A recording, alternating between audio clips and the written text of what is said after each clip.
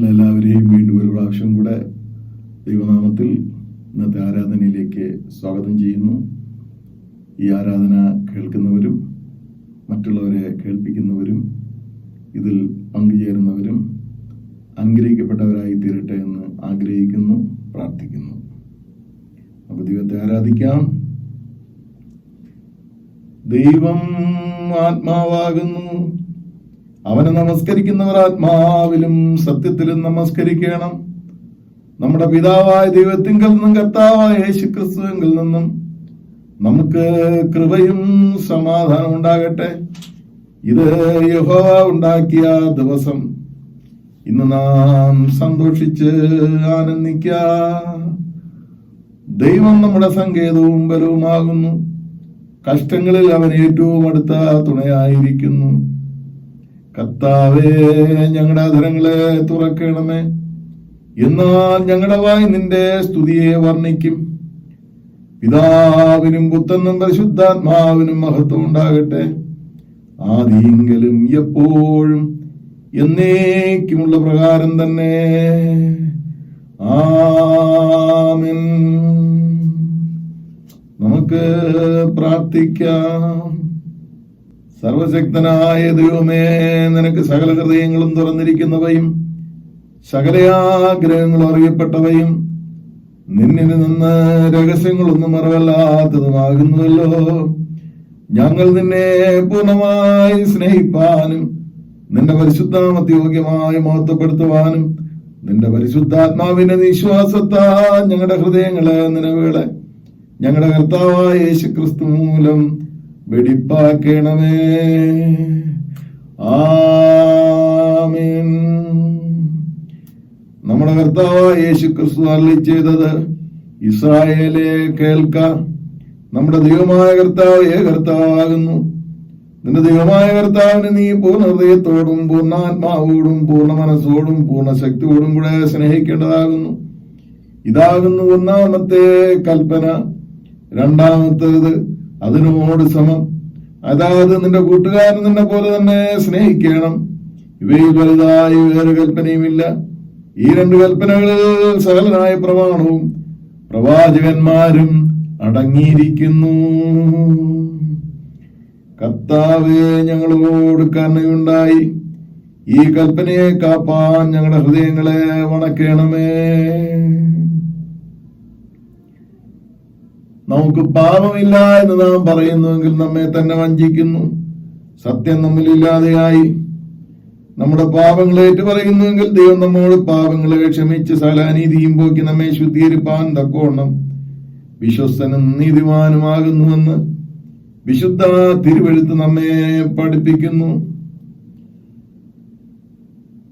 നമ്മുടെ പാപങ്ങളെ കുറിച്ച് നേരായും താല്പര്യമായും മാനസാന്തരപ്പെട്ട് നമ്മുടെ കൂട്ടുകാരോട് പ്രിയവും സ്നേഹവുമായിരുന്നു ദൈവത്തിന്റെ കൽപ്പനകൾ അനുസരിച്ചുകൊണ്ട് മേലാൽ അവന്റെ വിശുദ്ധ വഴികൾ കൂടെ നടന്നുകൊണ്ടും പുതിയ ജീവിതം നയിക്കുവാൻ നിശ്ചയിച്ചിരിക്കുന്ന നമ്മൾ നമ്മുടെ കർത്താവായ യേശുക്രിസ്തു മൂലം അവനോട് പുതുതായി നിരപ്പാക്കപ്പെടേണ്ടതിന് സർവശക്തനായ ദൈവത്തോട് താഴ്മയായി നമ്മുടെ പാപങ്ങളെ ഏറ്റുപറവിൻ.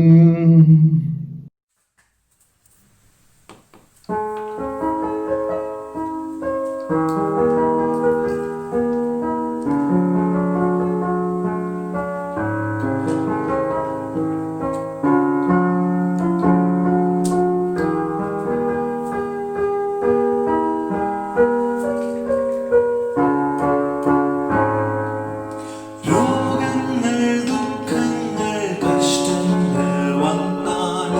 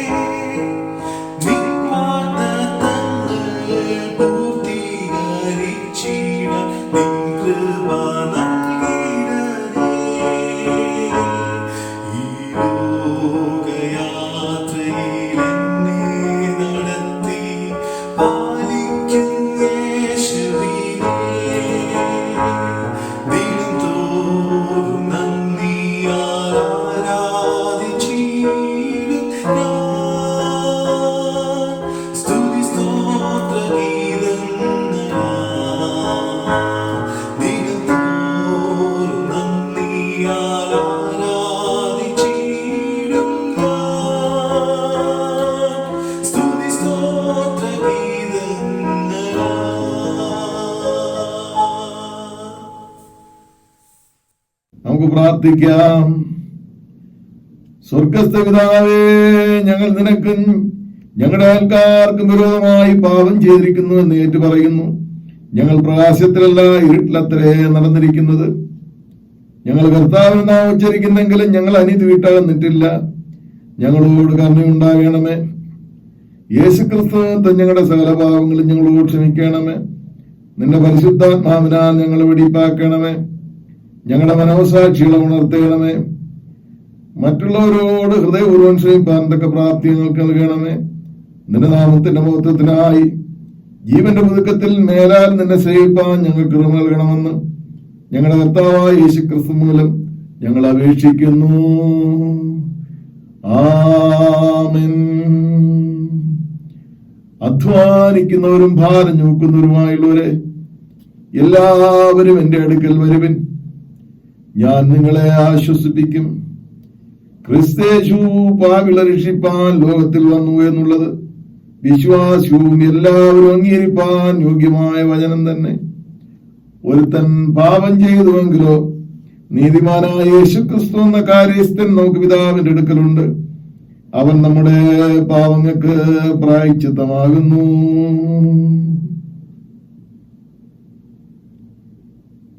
മനഃപൂർവമായ മാനസാന്തരത്തോടും സത്യവിശ്വാസത്തോടും നിങ്ങളിലേക്ക് തിരികെയും തങ്ങളുടെ സഹോദരനോട് ക്ഷമിക്കുകയും ചെയ്യുന്ന എല്ലാവർക്കും പാപമോചനം നൽകുമെന്ന് തന്റെ മഹാകരുണയാൽ വാഗ്ദത്തം ചെയ്തിരിക്കുന്ന സ്വർഗസ്ഥ പിതാവായ സർവശക്തിയുള്ള ദൈവം നമ്മുടെ കർത്താവായ യേശുക്രിസ്തു മൂലം നമ്മോട് കരുണയുണ്ടായി നമ്മുടെ സകല പാപങ്ങളും ക്ഷമിച്ചവൻ നമ്മെ വിടിപ്പിച്ച് സകല നന്മയിലും ഉറപ്പിച്ച് ബലപ്പെടുത്തി നമ്മെ നിത്യജീവങ്കിലേക്ക് പ്രവേശിപ്പിക്കട്ടെ. ആമേൻ. ദൈവമേ, നിനക്ക് സ്തോത്രം. ദൈവവചന ശുശ്രൂഷ കർത്താവ് നമ്മോടുകൂടി ഇരിക്കട്ടെ. ഇന്നേക്കുള്ള പ്രത്യേക പ്രാർത്ഥന, വിളിക്ക് യോഗ്യമായി ജീവിക്കുക. മഹത്വ പ്രവേശ നാളിന് ശേഷം ഒന്നാമത്തെ ഞായർ. പരിശുദ്ധനും ഞങ്ങളുടെ സിസ്റ്റാവുമായ ദൈവമേ, നിന്റെ വിളിക്ക് യോഗ്യമായ ജീവിതം നയിക്കുവാൻ ഞങ്ങളെ ശക്തീകരിക്കണമേ. നിന്റെ നീതിപാതകളിൽ നടക്കുവാനും നിശ്ചയദാർഢ്യത്തോടെ ദൈനംദിന ജീവിതത്തിൽ എല്ലാ തിന്മയിൽ നിന്നും ഒഴിഞ്ഞിരിക്കുവാനും ഞങ്ങളെ സഹായിക്കണമേ. പാപത്തിന്റെ ആധിപത്യത്തിൽ നിന്ന് ഒഴിവാനും ഞങ്ങളുടെ ജീവിതങ്ങളിൽ നിന്റെ കൃപാവാഴ്ചകൾ ഉണ്ടാകുവാനും ഞങ്ങൾ അവിടുത്തെ സന്നിധിയിൽ ഞങ്ങളെ തന്നെ സമർപ്പിക്കുന്നു. നിന്റെ മുൻപാകെ നല്ല ഫലം കായ്ക്കുന്ന നല്ല വൃക്ഷങ്ങളായി തീരുവാൻ ഞങ്ങളെ ഉത്സാഹിപ്പിക്കണമെന്ന് അവിടത്തോടും പരിശുദ്ധാത്മാവിനോടും കൂടെ ഏകദൈവമായി കാലാവസാനം കൂടാതെ ജീവിച്ചു വാഴുന്ന യേശുക്രിസ്തു മുഖാന്തരം ഞങ്ങൾ അപേക്ഷിക്കുന്നു. ആമേൻ. Today's first lesson is taken from Proverbs chapter 21 to 11. Proverbs chapter 21 to 11. Wine is a mocker and beer a brawler. Whoever is led astray by them is not wise. A king's wrath is like the roar of a lion. He who angers him forfeits his life. It is to a man's honor to avoid strife, but every fool is quick to quarrel. A sluggard does not plow in season, so at harvest time he looks but finds nothing. The purpose of a man's heart are deep waters, but a man of understanding draws them out. Many a man claim to have unfailing love, but a faithful man who can find? The righteous man leads a blameless life. Blessed are his children after him. When a king sits on his throne to judge, he winnows out all evil with his eyes. Who can say, I have kept my heart pure, I am clean and without sin? Differing weights and differing measures, the Lord detests them both. Even a child is known by his actions, by whether his conduct is pure and right. Here is the first lesson.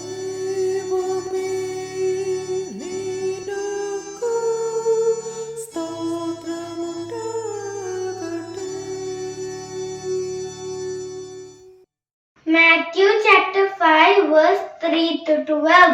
Blessed are the poor in spirit, for theirs is the kingdom of heaven. Blessed are those who mourn, for they will be comforted. Blessed are the meek, for they will inherit the earth. Blessed are those who hunger and thirst for righteousness, for they will be filled. Blessed are the merciful, for they will be shown mercy. Blessed are the poor in heart, for they will see God. Blessed are the peacemakers, for they will be called children of God. Blessed are those who are persecuted because of righteousness, for theirs is the kingdom of heaven. Blessed are you when people insult you, persecute you, and falsely say all kinds of evil against you because of me. Rejoice and be glad, because great is your reward in heaven. For in the same way the persecuted and prophets who were before you.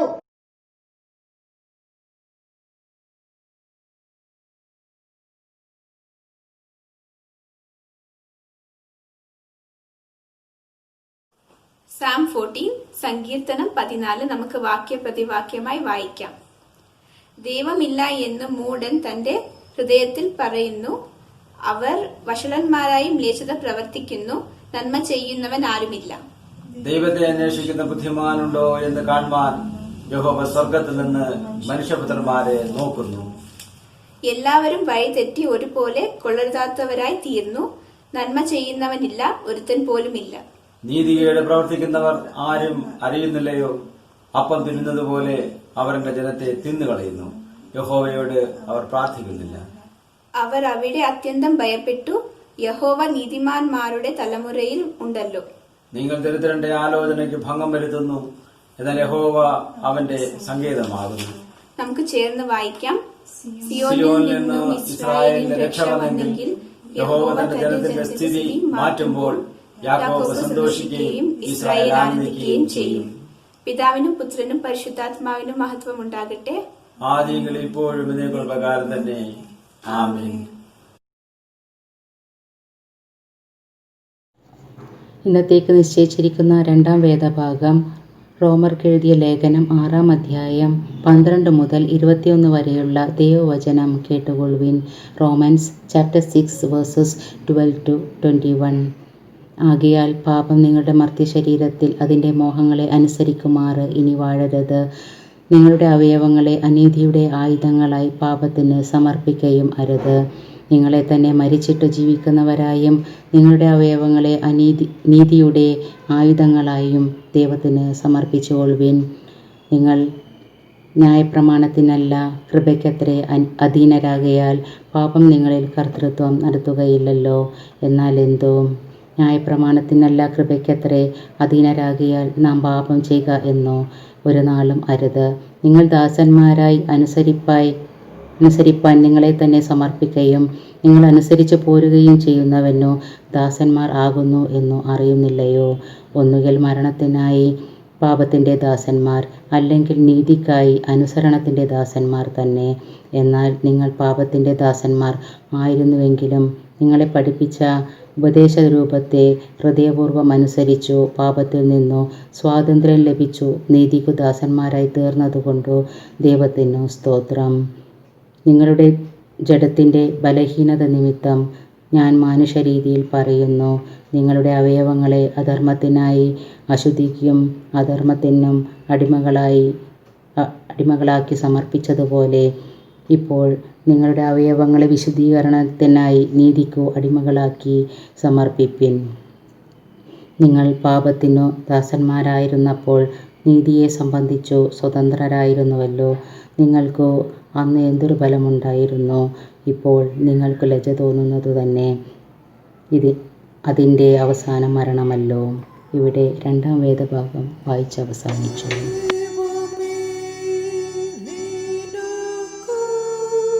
Stop.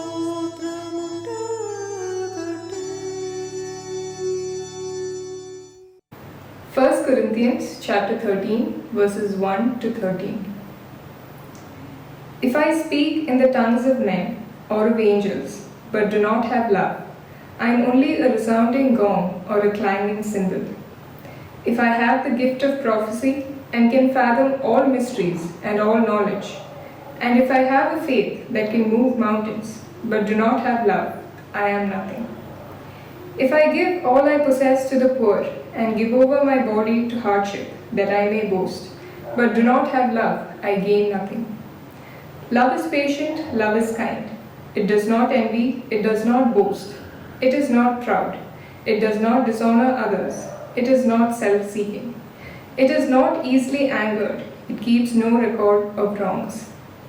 Love does not delight in evil, but rejoices with the truth. It always protects, always trusts, always hopes, always perseveres. Love never fails, but where there are prophecies, they will cease. Where there are tongues, they will be stilled. Where there is knowledge, it will pass away. For we know in part, and we prophesy in part. But when completeness comes, what is in part disappears. When I was a child, I talked like a child, I thought like a child, I reasoned like a child. When I became a man, I put the ways of childhood behind me. For now, we see only a reflection as in a mirror. Then we shall see face to face. Now I know in part, then I shall know fully, even as I am fully known. And now these three remain, faith, hope, and love. But the greatest of these is love.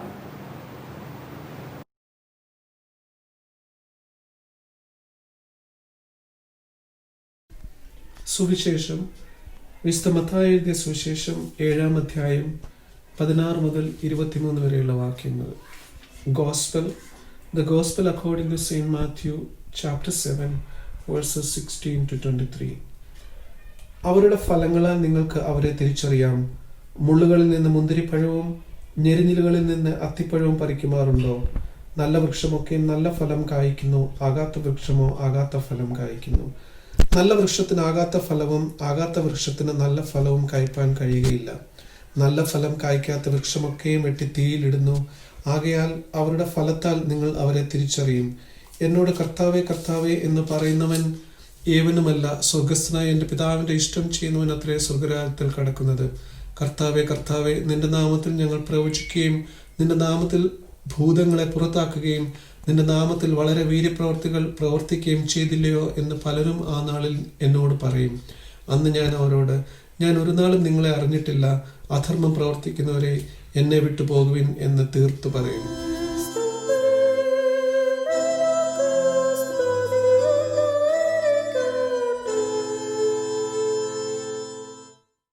ഇന്നേക്കുള്ള പ്രത്യേക പ്രാർത്ഥനകൾ. Birthdays: ജനു Varghese, Jonathan, ആരിൻ, Susan. പ്രിയപ്പെട്ടവരെ, ദൈവത്തിന്റെ കരത്തിൽ ഓർത്ത് പ്രാർത്ഥിക്കാം. മറ്റാവശ്യങ്ങളിരിക്കുന്നവരെ ദൈവസന്നിധിയിൽ നന്ദിയോടുകൂടെ ഇരുന്ന് ദൈവത്തെ സ്തുതിക്കുന്നവരെ, പ്രത്യേക ആവശ്യങ്ങളിൽ ഇരിക്കുന്നവരെ എല്ലാം ദൈവത്തിന്റെ കരത്തിൽ ഓർക്കാം. വിശ്വാസത്തോടുകൂടി അവിടുത്തെ സന്നിധിയിൽ നമുക്ക് വരാം. ജീവന്റെ ആധാരവും ജീവന്റെ ഇരിപ്പിടവും ജീവൻ നിലനിർത്തുന്നതും ജീവിതത്തിൽ അനുഗ്രഹങ്ങൾ തരുന്നതും അവിടുന്ന് മാത്രമാണല്ലോ. കർത്താവെ, ആയുസിന്റെ ഒരു വർഷം കൂടെ ദൈവത്തിന്റെ സന്നിധിയിൽ പ്രാപിച്ച് അങ്ങയെ സ്തുതിക്കുന്ന പ്രിയപ്പെട്ടവരുടെ മേൽ അവിടുത്തെ കൃപയും അവിടുത്തെ അനുഗ്രഹവും പകരണമേ എന്ന് പ്രാർത്ഥിക്കുന്നു. ഈ COVID-19 കാലഘട്ടത്തിലും പലതരത്തിലും മനുഷ്യർ പ്രശ്നങ്ങളിരിക്കുന്ന സാഹചര്യത്തിലും അതിന്റെ എല്ലാം മധ്യത്തിൽ അങ്ങ് നടത്തുന്ന കൃപയ്ക്കായി നന്ദിയോടുകൂടി ദൈവത്തെ സ്തുതിക്കുന്ന പ്രിയപ്പെട്ടവരുടെ മേൽ അവിടുത്തെ കൃപയും അനുഗ്രഹവും കൂടി ഇരിക്കണമേ.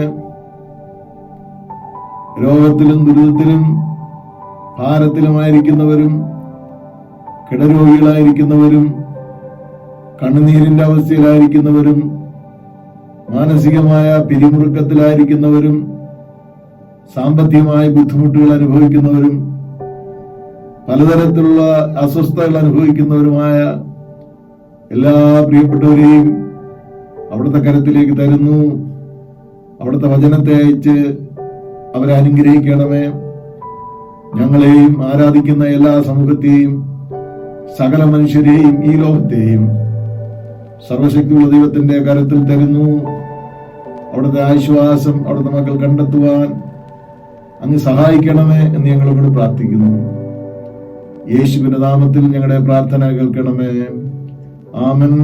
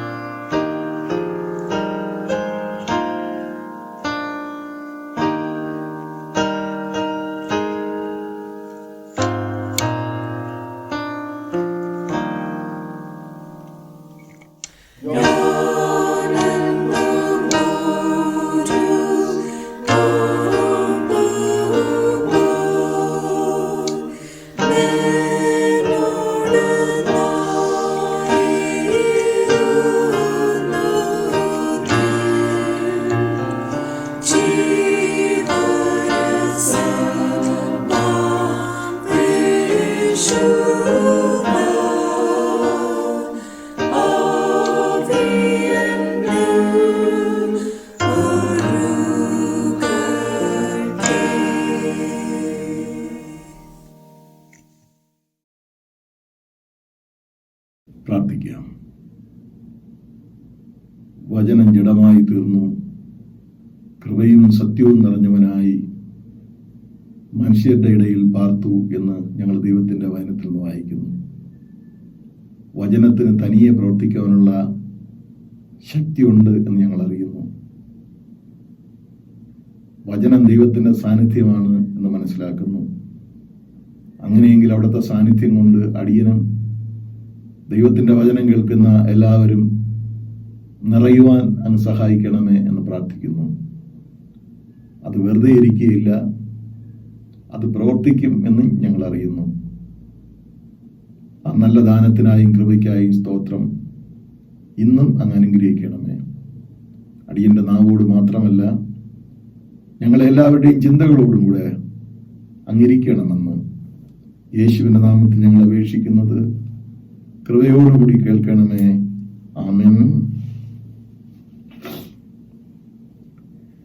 ഇന്ന് നമ്മൾ ചിന്തിക്കേണ്ടതായ വിഷയം leave worthy of your calling. നിങ്ങളുടെ വിളിക്ക് യോഗ്യമായി ജീവിക്കുക എന്നുള്ളതാണ്.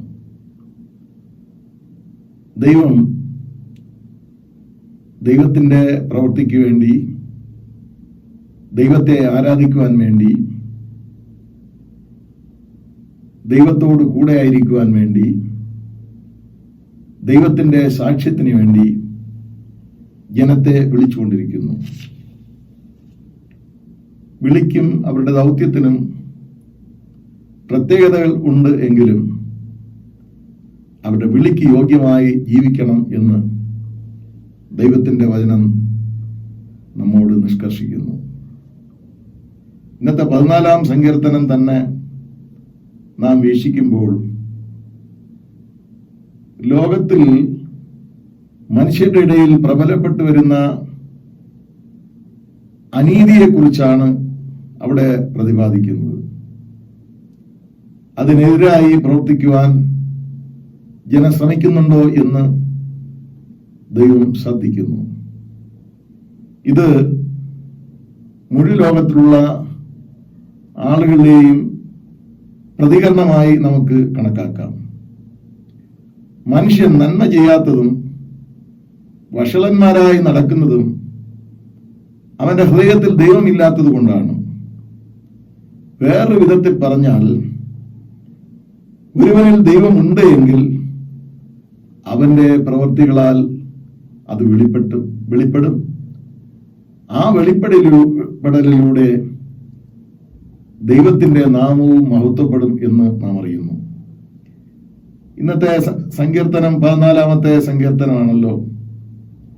ഇത് ദാവീദിന്റെ സങ്കീർത്തനം എന്ന് നമുക്ക് മനസ്സിലാക്കാൻ സാധിക്കുന്നു. അതിന്റെ 2-ാം വാക്യത്തിൽ ദൈവത്തെ അന്വേഷിക്കുന്ന ബുദ്ധിമാന്മാരുണ്ടോ എന്ന് യഹോവ സ്വർഗത്തിൽ നിന്ന് മനുഷ്യപുത്രന്മാരെ നോക്കുന്നു. അങ്ങനെ നോക്കിയപ്പോൾ ദൈവം കണ്ട ചില കാര്യങ്ങളാണ് പ്രാരംഭമായി ഞാൻ പറയാൻ ആഗ്രഹിക്കുന്നത്. എന്താണ് അപ്പോൾ കണ്ട കാഴ്ച? ദൈവത്തിന്റെ ആത്മാവ് ദാവീദിലൂടെ അത് വെളിപ്പെടുത്തുകയാണ്. എല്ലാവരും വഴിതെറ്റി കൊള്ളരുതാത്തവരായി തീർന്നിരിക്കുന്നു. നന്മ ചെയ്യുന്നവൻ ആരുമില്ല. എല്ലാവരും നീതികേട് പ്രവർത്തിക്കുന്നു. ഇവൻ ദൈവത്തോട് പ്രാർത്ഥിക്കുന്നത് പോലുമില്ല. അവര് ദരിദ്രന്മാരുടെ ആലോചനയ്ക്ക് ഭംഗം വരുത്തുന്നു. അവരെ വിഴുങ്ങാൻ ശ്രമിക്കുന്നു. യെശയ്യാവ് 1-ാം അധ്യായം 3-ാം വാക്യത്തിൽ, കാള തന്റെ ഉടയവനെയും കഴുത തന്റെ യജമാനന്റെ പുൽത്തൊട്ടിയെയും അറിയുന്നു, ഇസ്രായേലോ അറിയുന്നില്ല, എന്റെ ജനം ഗ്രഹിക്കുന്നതുമില്ല. തുടർന്ന് വായിക്കുമ്പോൾ 14-ാം വാക്യത്തിൽ 15-ാം വാക്യത്തിൽ, നിങ്ങളുടെ കൈ രക്തം കൊണ്ട് നിറഞ്ഞിരിക്കുന്നു എന്ന് നാം വായിക്കുന്നു. വീണ്ടും 17-ാം വാക്യത്തിൽ പറയുന്നു, നന്മ ചെയ്യുവാൻ പഠിപ്പിൻ, ന്യായം അന്വേഷിപ്പിൻ, പീഡിപ്പിക്കുന്നവനെ നേർവഴിക്കാക്കുവിൻ,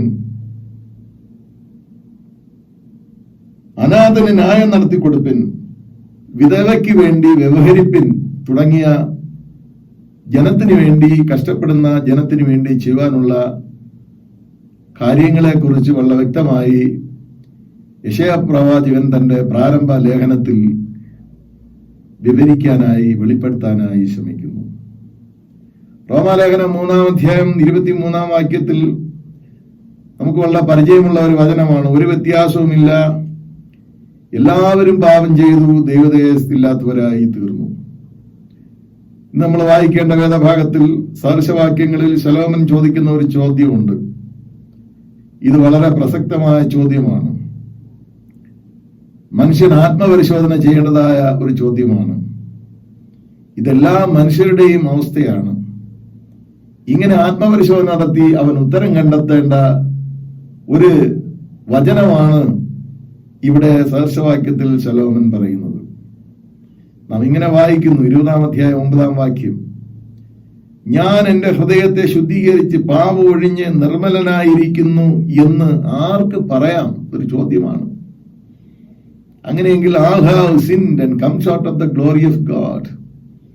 എല്ലാവരും പാപം ചെയ്തു ദൈവ തേജസ്സില്ലാത്തവരായി തീർന്നു എന്നുള്ളതും, ദൈവത്തെ അന്വേഷിക്കുന്ന ബുദ്ധിമാന്മാരുണ്ടോ എന്ന് കാണുവാൻ സ്വർഗത്തിലെ ദൈവം നോക്കിയപ്പോൾ ആരുമില്ല എന്ന് പറഞ്ഞതും ഈ വാക്യത്തോട് ചേർന്ന് നിൽക്കുന്നു എന്ന് നാം ഗ്രഹിക്കുന്നു. മനുഷ്യന്റെ നീതീകരണത്തിന് വേണ്ടി ഇനി മനുഷ്യരാൽ സാധ്യമല്ലാത്തത് കൊണ്ട് ദൈവം അവനു വേണ്ടി പദ്ധതി ഒരുക്കുന്നു. ആ പദ്ധതിയുടെ ഭാഗമായി തീർന്നാൽ മൊത്തത്തിൽ അവനും അവനായിരിക്കുന്ന സമൂഹത്തിലും സ്വസ്ഥതയും സമാധാനവും ഉണ്ടാക്കുമെന്ന് നാം അറിയുന്നു. റോമാലേഖനം 3-ാം അധ്യായം 7-ാം വാക്യം വായിക്കുമ്പോൾ, അധർമ്മം മോചിച്ചും പാപം മറച്ചും കിട്ടിയവൻ ഭാഗ്യവാൻ, കർത്താവ് പാപം കണക്കിടാത്ത മനുഷ്യൻ ഭാഗ്യവാൻ. ദൈവം തന്നെ ഒരു പരിഹാരം ഇതിനുണ്ടാക്കണം എന്നുള്ളതാണ് ഇതിൽ നിന്നെല്ലാം നമുക്ക് മനസ്സിലാക്കാൻ സാധിക്കുന്നത്.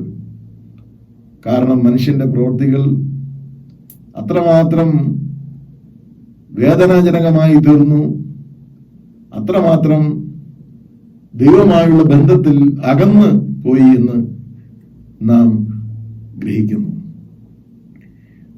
റോമാലേഖനത്തിൽ 6-ാം അധ്യായം 12 മുതൽ 21 വരെയുള്ള വാക്യങ്ങളാണ് ഇന്നത്തെ നമ്മുടെ ചിന്തയ്ക്ക് നൽകിയിരിക്കുന്നത്. പക്ഷെ ആ വാക്യങ്ങൾ നമ്മൾ ധ്യാനിക്കുമ്പോൾ അതിന് മുമ്പായി 1 മുതൽ 11 വരെ പറഞ്ഞിട്ടുള്ള ഭാഗത്തെ സ്നാനത്തിന്റെ മർമ്മം എന്താണെന്ന് നാം ഗ്രഹിച്ചിരിക്കണം. അതിന്റെ ആധ്യാത്മികത വിവരിച്ച ശേഷമാണ് അതിന് അനുബന്ധമായി 12 മുതലുള്ള വാക്യങ്ങൾ പൗലോസ് വിവരിക്കുന്നത്. സ്നാനത്തിൽ വിശ്വാസ ജീവിതത്തിൽ അവസാനം വരുന്നില്ല എന്നും അതൊരു പുതിയ ആരംഭമാണെന്നും അതിലൂടെ വ്യക്തമാക്കുന്നു. യേശുവിനോടുകൂടി മരിച്ച് അവനോടുകൂടി അടക്കപ്പെട്ട് അവനോടുകൂടെ വേർത്തെഴുന്നേറ്റ് അവനിൽ ജീവിക്കുന്ന, ഇനി യേശുവല്ല ജീവിക്കുന്നത്, പാപമല്ല ജീവിക്കുന്നത്, യേശുവിന്റെ പ്രവൃത്തികൾ ജീവിക്കുന്നു. നമ്മിലൂടെ യേശുവിനെ ലോകത്തിന് സാക്ഷ്യമായി കാണുവാൻ കഴിയും എന്നുള്ള വസ്തുതയാണ് അതിനകത്തുള്ള പ്രധാന ചിന്ത. അപ്പോ ഇനി പഴയത് തുടരുവാനല്ല, ഒരു പുതിയ ജീവിതത്തിന്റെ ആരംഭത്തിലേക്ക് പ്രവേശിച്ചിരിക്കുന്നു. തുടർന്നാണ് ആ വ്യാഖ്യാനം പൗലോസ് നൽകിയിരിക്കുന്നത്. ഞാൻ നേരത്തെ പറഞ്ഞ പോലെ സ്നാനം യേശുവിന്റെ മരണത്തോടും അവന്റെ അടക്കത്തോടും അവന്റെ ഉയർപ്പിനോടും സാദൃശ്യപ്പെട്ടിരിക്കുന്നതിനാൽ സ്നാനപ്പെട്ട വ്യക്തി യേശുവിന്റെ സ്വഭാവത്തോടും സാദൃശ്യപ്പെട്ടിരിക്കുന്നു, ഏകീകരിച്ചിരിക്കുന്നു എന്ന് സാരം. ആകയാൽ പാപം നമ്മുടെ ശരീരത്തിൽ അതിന്റെ മോഹങ്ങളെ അനുസരിക്കുമാറ് വാഴാൻ പാടില്ല. നമ്മുടെ ശരീരത്തിലെ അവയവങ്ങൾ നീതിയുടെ അവയവങ്ങളാകണം. നിങ്ങൾ കൃപയ്ക്ക് അധീനരാകയാൽ പാപം നമ്മിൽ കർത്തൃത്വം നടത്തുവാൻ പാടില്ല എന്ന് നാം ഗ്രഹിക്കുന്നു.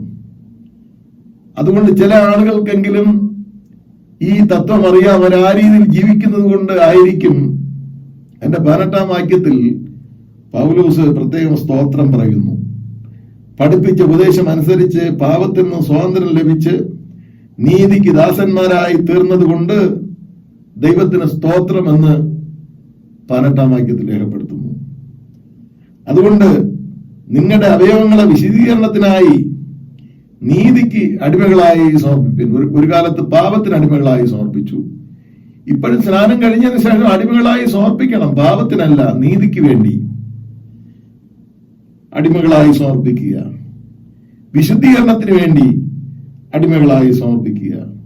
ഇപ്പോൾ പാപത്തിൽ നിന്ന് സ്വാതന്ത്ര്യം പ്രാപിച്ച് ദൈവത്തിന്റെ ദാസന്മാരായി തീർന്നിരിക്കയാൽ നമുക്ക് ലഭിക്കുന്ന ഫലം വിശുദ്ധീകരണവും അതിന്റെ അന്തം നിത്യജീവനമാകുന്നു എന്ന് രേഖപ്പെടുത്തിയിരിക്കുന്നു. വചനം നമ്മെ പഠിപ്പിക്കുന്നത് പാപത്തിന്റെ ശമ്പളം മരണമത്രേ, ദൈവത്തിന്റെ കൃപാവരമോ നമ്മുടെ കർത്താവായ യേശുക്രിസ്തുവിൻ നിത്യജീവൻ തന്നെ. റോമാലേഖനം 6-ാം അധ്യായം 23. സ്നാനപ്പെട്ടവരിൽ അവന്റെ പാപം മരിക്കുന്നു. അതിലൂടെ ദൈവത്തിന്റെ കൃപയാൽ മനുഷ്യൻ നിത്യജീവന്റെ അനുഭവത്തിലേക്ക് വരുന്നു. അത് അവന്റെ ജീവിതത്തിലൂടെ വെളിപ്പെട്ട് വരണമെന്നാണ് ഇവിടെ പൗലോസ് എഴുതി വച്ചിരിക്കുന്നത്. അത് രഹസ്യമായിരിക്കണമെന്നല്ല, അത് അവന്റെ വ്യക്തിപരമായ ജീവിതത്തിലൂടെ സമൂഹത്തിൽ വെളിപ്പെട്ട് വരണം എന്നുള്ളതാണ് അദ്ദേഹത്തിന്റെ ചിന്ത. ആ ഭാഗം ധ്യാനിക്കുമ്പോൾ അത് വളരെ വ്യക്തമായി നമുക്ക് അറിയാനായി കഴിയുന്നു. ഇനി മരണത്തിന്റെ ഖനികൾ, മരണത്തിന്റെ ഫലങ്ങൾ പുറപ്പെടുവിക്കുവാൻ പാടില്ല. എന്നാൽ യേശുക്രിസ്തുവിന്റെ ജീവിതത്തിന്റെ പുതിയ അനുഭവം, പൂത്ത് പുഷ്പിച്ച് വളരുന്ന ഫലം കൊടുക്കുന്ന ഒരനുഭവത്തിൽ എത്തിച്ചേരുവാൻ കാരണമായി തീരണം എന്ന് പൗലോസ് പഠിപ്പിക്കാനായി ശ്രമിക്കുന്നു. മത്തായി സുവിശേഷത്തിൽ നാം വായിക്കുമ്പോൾ 7-ാം അധ്യായം 16 മുതൽ 23 വരെയുള്ള ഭാഗങ്ങളാണ് നമുക്ക് ഇന്ന് ചിന്തിക്കുവാനുള്ളത്. നല്ല ഫലങ്ങൾ കാഴ്ച ദൈവികമായ വിളിക്ക് യോഗ്യമായി ജീവിക്കണം. അവിടെയുള്ള ചെറിയ ചെറിയ ഉദാഹരണങ്ങളിലൂടെ ഇസ്രായേൽ ജനത്തിന് വളരെ വളരെ പരിചയമുള്ള ഭാഗങ്ങളിലൂടെ, അവരുടെ കൃഷിത്തോട്ടത്തിലെ അനുഭവങ്ങളിലൂടെ, അവരുടെ ജീവിതാനുഭവങ്ങളിലൂടെ, ദൈനംദിന ജീവിതത്തിലൂടെ ആധ്യാത്മിക എന്താണെന്ന് പഠിപ്പിക്കുവാനായി ഇവിടെ മത്തായി സുവിശേഷകൻ ശ്രമിച്ചിരിക്കുന്നു. ദൈവവേലയിൽ വിളിക്കപ്പെട്ടവരുടെ സത്യസന്ധത തിരിച്ചറിയാനുള്ള മാർഗങ്ങളും അദ്ദേഹം പറയുന്നു. ഇല്ലെങ്കിൽ വിശ്വാസികൾ തെറ്റിപ്പോകാനുള്ള സാധ്യതയുണ്ട്. പഴയ നിയമത്തിൽ ചരിത്രം പഠിക്കുമ്പോൾ 2 തരം പ്രവാചകന്മാരെ കുറിച്ച് പറഞ്ഞിട്ടുണ്ട്. ആദ്യത്തെ വിഭാഗക്കാരെ കേന്ദ്ര പ്രവാചകന്മാർ, സെൻട്രൽ പ്രോഫറ്റ്. അവര് രാജകൊട്ടാരത്തിൽ സേവനം ചെയ്യുന്നവരാണ്. ഭൂരിഭാഗം പേരും സ്തുതിപാഠകന്മാരാണ്. കള്ളവും പ്രവചിക്കുവാൻ അവർക്ക് യാതൊരു മടിയുമില്ല. ഇത്തരത്തിലുള്ള കള്ളപ്രവാചകന്മാരെ നെഹമ്യാവിന്റെ പുസ്തകത്തിൽ രേഖപ്പെടുത്തിയിട്ടുണ്ട്. നെഹമ്യാ പുസ്തകം 6-ാം അധ്യായം 14-ാം വാക്യം. ദൈവത്തിന്റെ കൃപയാൽ നെഹമ്യാവ് തിരിച്ചറിഞ്ഞു എന്നും നാം ദൈവത്തിന്റെ വചനത്തിൽ വായിക്കുന്നു. ഇനി മറ്റൊരു വിഭാഗം പ്രവാചകന്മാരുണ്ട്. അവര് പെരിഫറൽ പ്രോഫറ്റ്സ്, ഉപരിതല പ്രവാചകന്മാരെന്ന് പറയും.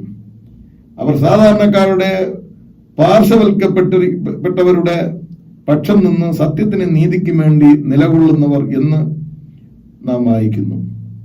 അതിനാൽ അവർ പീഡ അനുഭവിക്കുന്നു, അവരെ കൊല്ലുവാൻ ശ്രമിക്കുന്നു. ഉദാഹരണം, യിരെമ്യാവിന്റെ ചരിത്രം പഠിക്കുമ്പോൾ നമുക്ക് അതെല്ലാം ഗ്രഹിക്കാൻ സാധിക്കും. ഇങ്ങനെ കള്ളപ്രവാചകന്മാർ ആടുകളുടെ വേഷം കൊണ്ട് നമ്മെ സമീപിക്കുമെന്നും പക്ഷെ അകമയെ കടിച്ചു കീറുന്ന ചെന്നായ്ക്കളാണെന്നും അവരെ ഫലം കൊണ്ട് അവരെ തിരിച്ചറിയാൻ കഴിയുമെന്നും മത്തായി സുവിശേഷകൻ യേശുവിന്റെ വാക്കുകളെ ഉദ്ധരിച്ചുകൊണ്ട് രേഖപ്പെടുത്തുന്നു. ഞാൻ നേരത്തെ പറഞ്ഞതുപോലെ പരീതമായ ഉപമകളിലൂടെ ആധ്യാത്മികതയുടെ ആ ആദർശത്തെ അവരെ പഠിപ്പിക്കാനും ഉദ്ബോധിപ്പിക്കുവാനായി ശ്രമിക്കുന്നു. മുള്ളുകളിൽ നിന്ന് മുന്തിരിപ്പഴവും ഞെരിഞ്ഞിലുകളിൽ നിന്ന് അത്തിപ്പഴവും പറിക്കുമാറുണ്ടോ എന്ന ചോദ്യം. നല്ല വൃക്ഷത്തിന് ആകാത്ത വൃക്ഷത്തിന്റെ ഫലവും ആകാത്ത വൃക്ഷത്തിന് നല്ല ഫലവും കായ്പാൻ കഴിയയില്ലല്ലോ എന്നും പറയുന്നു. നല്ല ഫലം കായ്ക്കാത്ത വൃക്ഷമൊക്കെയും വെട്ടി തീയിലിടുന്നു. ആകയാൽ അവരുടെ ഫലത്താൽ നിങ്ങൾക്ക് അവരെ തിരിച്ചറിയാം. പ്രധാനമായി ദൈവവിളിക്ക് യോഗ്യമായി ഫലം കായ്ച്ചില്ല എങ്കിലുള്ള ആപത്ത് ഇവിടെ വ്യക്തമാക്കുന്നു. അത് ഉദാഹരണങ്ങളാൽ യേശു നമ്മുടെ ഹൃദയത്തിൽ തെളിയിച്ചു തരുന്നു. AD 100-ാം നൂറ്റാണ്ടിൽ എഴുതിയ 12 അപ്പോസ്തലന്മാരുടെ പ്രബോധനം, ഡിഡാക്കെ എന്നു പേരുള്ള ഒരു പുസ്തകം, അവിടെ യഥാർത്ഥ പ്രവാചകന്മാരെ പറ്റി മനസ്സിലാക്കാനുള്ള ചില രീതികളെ കുറിച്ച് പറഞ്ഞിരിക്കുന്നു. അതൊന്നിങ്ങനെയാണ്: അവരഗതിയായി നമ്മുടെ അടുത്ത് വരുമ്പോൾ നാം അവരെ സ്വീകരിക്കണം. വേണ്ടി വന്നാൽ 1 ദിവസം കൂടെ താമസിപ്പിക്കാം. 3-ാമത്തെ ദിവസം കൂടെ താമസിക്കാൻ ശ്രമിച്ചാൽ അതൊരു വ്യാജ പ്രവാചകനാണ്. സ്വന്തം കീശ ഉയർപ്പിക്കുകയാണ് അവരുടെ ലക്ഷ്യം. സ്വാർത്ഥ ലാഭമാണ് അവരുടെ ഉന്നം. അവര് ആത്മപ്രശംസ നടത്തുന്നവരായിരിക്കും. അത്ര കൃത്യമായിട്ട് ആദ്യകാല ഉപദേശങ്ങളിൽ കള്ളപ്രവാചകന്മാരെ കുറിച്ച് ചരിത്രത്തിലും എഴുത്തുകളിലും ഒക്കെ രേഖപ്പെടുത്തിയിട്ടുണ്ട്. ഇന്നത്തെ സുവിശേഷ ഭാഗം 7-ാം അധ്യായം 21-ാം വാക്യം ഇങ്ങനെ വായിക്കുന്നു: എന്നോട് കർത്താവേ കർത്താവേ എന്ന് പറയുന്നവനല്ല, സ്വർഗസ്ഥനായ എന്റെ പിതാവിന്റെ ഇഷ്ടം ചെയ്യുന്നവനത്രേ സ്വർഗരാജ്യത്തിൽ കടക്കുന്നത്. അധര വ്യായാമത്തിന്റെ കാലഘട്ടമാണെന്ന്. വാക്ക് ഒന്നും പ്രവൃത്തി മറ്റൊന്നും.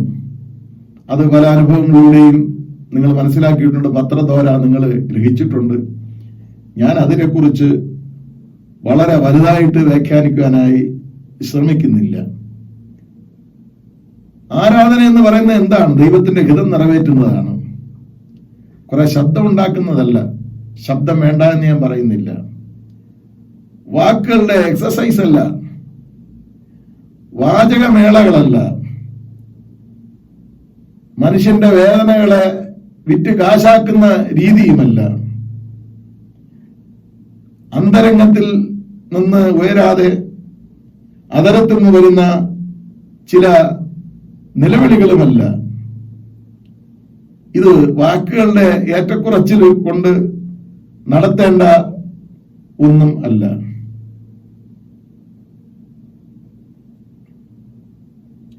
യേശുവിന്റെ നാമത്തിൽ ഭക്തന്മാരായി വേഷം കെട്ടുന്നതുമല്ല. നമുക്ക് തന്നെ ഊഹിക്കാൻ കഴിയുമല്ലോ. പലരെയും ഭക്തന്മാരായി നാം കാണുന്നു, ഒടുവിൽ ഭക്തി ഇല്ല എന്ന് നാം തിരിച്ചറിയുന്നു. സ്വയമായിട്ട് പ്രശംസിക്കുന്നവരുമല്ല, ആത്മപ്രശംസ നടത്തുന്നവരുമല്ല.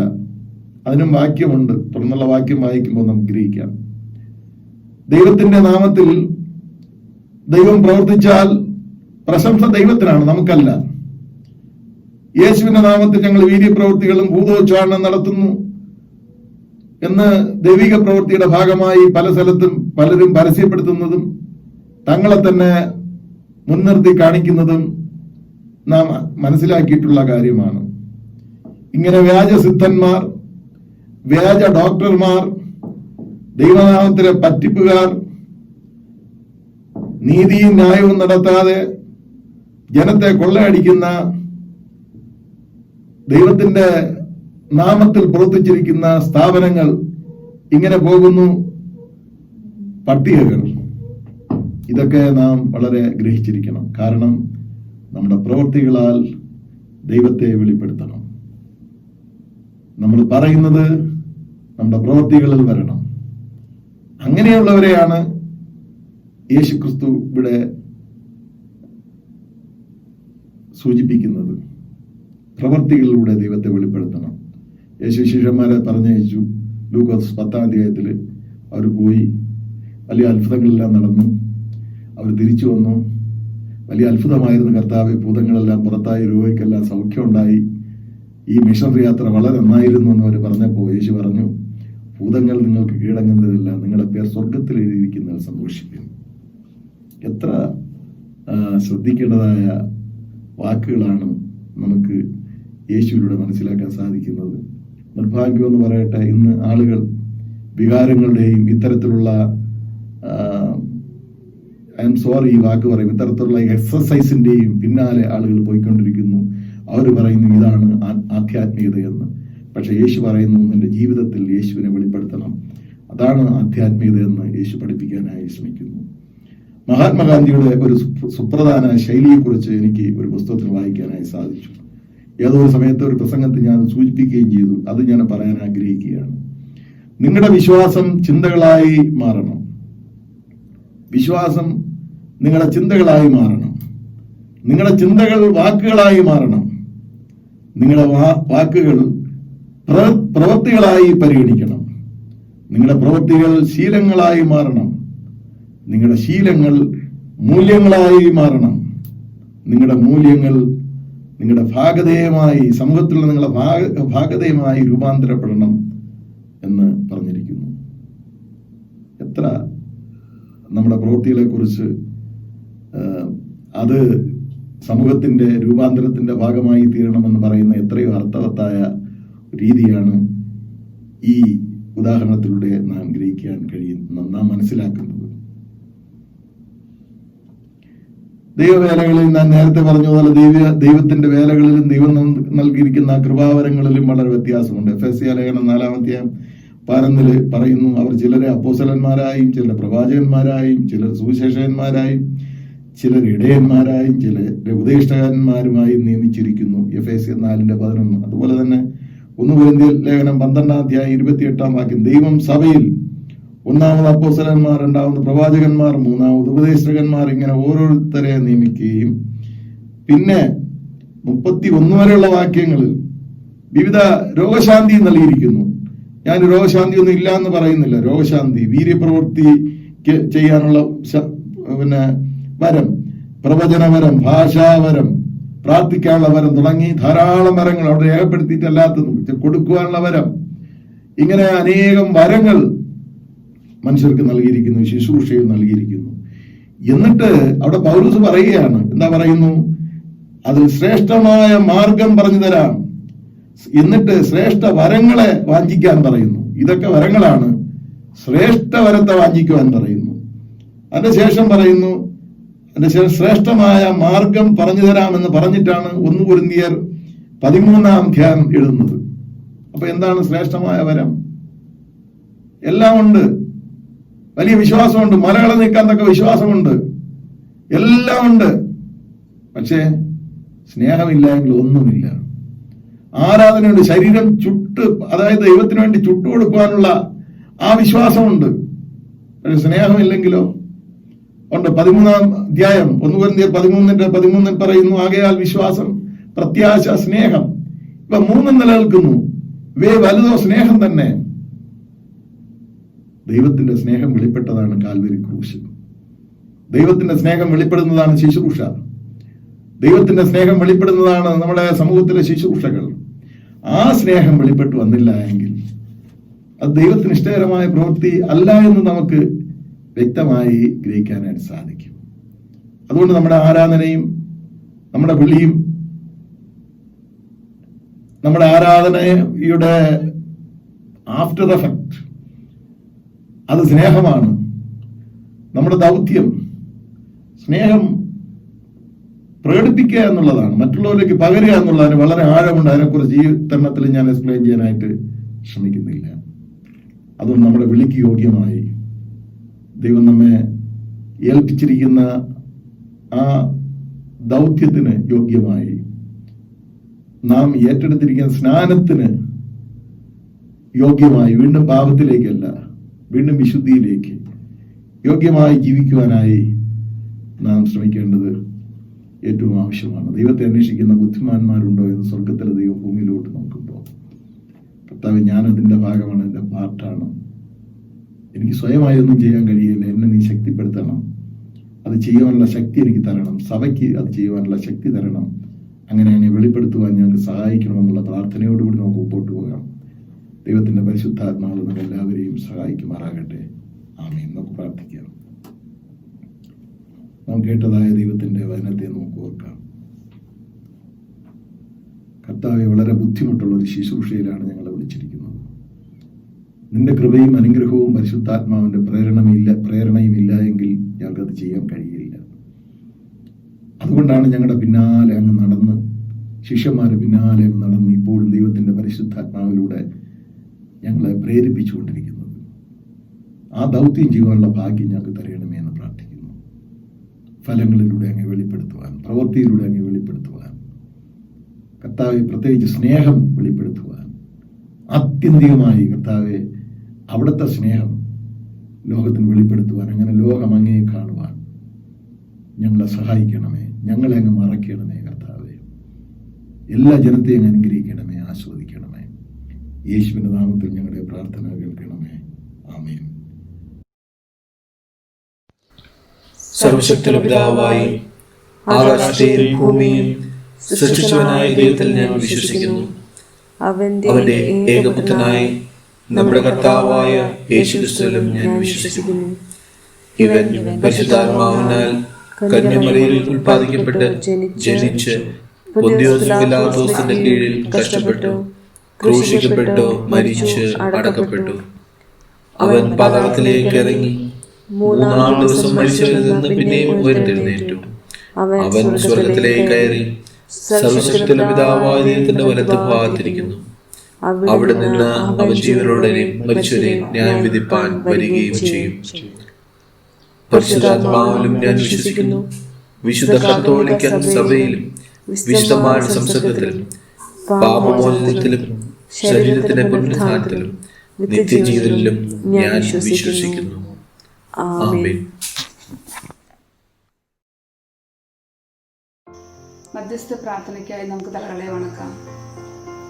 കർത്താവേ, സ്തോത്രം. ഈ ഒരു പുതിയ വർഷക്കാലത്ത് കർത്താവേ, ഞങ്ങൾക്ക് ഒരു വർഷം കാലം കൂടി ഞങ്ങൾക്ക് തന്നതിനാൽ നന്ദിയോട് സ്തോത്രം.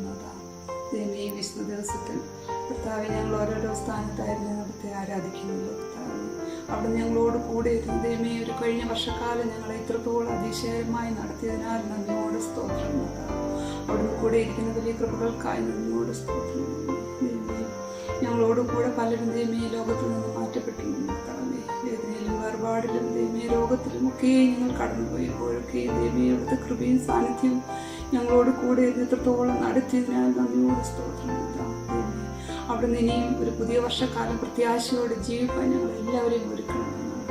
ദൈവമേ, കൃപയിലും സ്നേഹത്തിലും സന്തോഷത്തിലും വസിക്കാൻ ദൈവമേ അവിടുത്തെ പ്രത്യാശ ഞങ്ങൾ നിറയ്ക്കണമെന്നാണ്. ദൈവമേ, അവിടുന്ന് ഞങ്ങളുടെ ഓരോ നടപ്പിലും കൂടെ ഇരിക്കണം. കർത്താവേ, ഞങ്ങളുടെ പള്ളിയെ പ്രത്യേക കാലത്ത് പ്രാർത്ഥിക്കുന്നു. ദൈവമേ, ഞാനായിരിക്കുന്ന സ്ഥാനത്ത് ഓരോരുത്തരെയും നടത്തണമേ. അതാ ഞങ്ങളുടെ കുഞ്ഞുങ്ങളെയും ഞങ്ങളുടെ സൺഡേ സ്കൂളിനെയും യൂത്തിനെയും വുമൻസ് ഫെലോഷിപ്പിനെയും കൊയറിനെയും കമ്മിറ്റിയെയും എല്ലാം ഓർത്ത് പ്രാർത്ഥിക്കുന്നു. പ്രത്യേകം ഞങ്ങളുടെ അച്ഛനെയും കൊച്ചമ്മയും ഓർത്ത് പ്രാർത്ഥിക്കുന്നു. ഞങ്ങളുടെ സഭ പലവിധ പ്രയാസങ്ങളിലൂടെ കടന്നു പോയപ്പോഴൊക്കെയും അവിടുന്ന് താങ്ങും തണലുമായി ഞങ്ങളോട് കൂടെ ഇരുന്നതിനാൽ നന്ദിയോട് സ്തോത്രം. ദൈവമേ, ഇനിയും ഉള്ള പുതിയ വർഷത്തിൽ ഞങ്ങൾ പ്രത്യാശയോടെ കടന്നു വരുന്നു. ദൈവമേ, അടുത്ത കൃപയും സാന്നിധ്യവും ഞങ്ങളോട് കൂടെ ഇരിക്കുന്നു. ഞങ്ങൾ അവിടത്തേക്ക് ആശ്രയിച്ച് ഞങ്ങൾ ജീവിക്കുന്നു. ഞങ്ങൾ വാർദ്ധക്യത്തിലായിരിക്കുന്നവരൊത്ത് പ്രാർത്ഥിക്കുന്നു. ഇനിയും പലരും ദൈവമേ ലോകത്താൽ ദുഃഖിക്കും. ദൈവമേ, അവിടുന്ന് ആശ്വാസത്തെ നൽകണമെന്ന് പ്രാർത്ഥിക്കുന്നു. അടുത്ത കൃപയിലും സമാധാനത്തിലും ഞങ്ങളെ നടത്തുന്നു.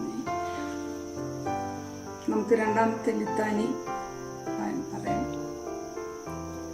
മേലിൽ നിന്നുള്ള സമാധാനത്തിന് വേണ്ടിയും നമ്മുടെ ആത്മാക്കളുടെ രക്ഷയ്ക്ക് വേണ്ടിയും നമുക്ക് കർത്താവിനോട് പ്രാർത്ഥിക്കാം. കർത്താവേ, കരുണയുണ്ടാകണമേ. ലോക സമാധാനത്തിന് വേണ്ടിയും ദൈവത്തിന്റെ വിശുദ്ധ സഭയുടെ ക്ഷേമത്തിനു വേണ്ടിയും സകല മനുഷ്യരുടെയും ഐക്യത്തിനു വേണ്ടിയും നമുക്ക് കർത്താവിനോട് പ്രാർത്ഥിക്കാം. കർത്താവേ, കരുണയുണ്ടാകണമേ. സഭാമേലധ്യക്ഷന്മാർക്ക് വേണ്ടിയും എല്ലാ ശുശ്രൂഷകന്മാർക്ക് വേണ്ടിയും വിശേഷാൽ ഞങ്ങളുടെ മോഡറേറ്റർക്ക് വേണ്ടിയും ഉത്തരേന്ത്യ സഭയുടെ മോഡറേറ്റർക്ക് വേണ്ടിയും മാർത്തോമാ സഭയുടെ മെത്രാപ്പോലിത്തയ്ക്ക് വേണ്ടിയും നമ്മുടെ ബിഷപ്പിന് വേണ്ടിയും അവർ ശുദ്ധഹൃദയത്തോടും നല്ല മനസ്സാക്ഷിയോടും കൂടെ തങ്ങളുടെ ശുശ്രൂഷയിൽ നിവർത്തിക്കേണ്ടതിനും നമുക്ക് കർത്താവിനോട് പ്രാർത്ഥിക്കാം. കർത്താവേ, കരുണയുണ്ടാകണമേ. നമ്മുടെ രാജ്യത്തെ എല്ലാ ഭരണകർത്താക്കൾക്ക് വേണ്ടിയും അധികാരത്തിലുള്ള മറ്റെല്ലാവർക്കു വേണ്ടിയും നമുക്ക് കർത്താവിനോട് പ്രാർത്ഥിക്കാം. കർത്താവേ, കരുണയുണ്ടാകണമേ.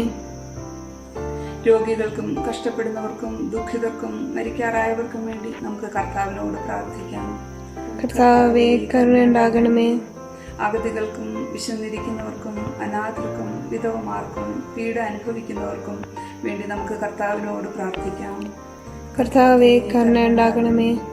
അന്ധകാരത്തിൽ നിന്ന് തന്റെ അത്ഭുത പ്രകാശത്തിലേക്ക് നമ്മെ പിടിച്ചവന്റെ സദ്ഗുണങ്ങളെ ഘോഷിപ്പാൻ തക്കവണ്ണം നമുക്ക് വേണ്ടിയും ക്രിസ്തുവിന്റെ നാമം ഏറ്റുപറയുന്ന ഏവർക്ക് വേണ്ടിയും നമുക്ക് കർത്താവിനോട് പ്രാർത്ഥിക്കാം. കർത്താവേ, കരുണയുണ്ടാകണമേ. ഈ ഭൂമിയിൽ ദൈവത്തെ സേവിച്ച് ഇപ്പോൾ വിശ്രമിക്കുന്ന എല്ലാ ദൈവഭക്തന്മാരോടും കൂടെ തന്റെ അന്തമില്ലാത്ത സന്തോഷത്തിന്റെ പൂർണ്ണതയിലേക്ക് പ്രവേശിക്കുന്നതിനായി നമുക്ക് കർത്താവിനോട് പ്രാർത്ഥിക്കാം. കർത്താവേ, കരുണയുണ്ടാകണമേ.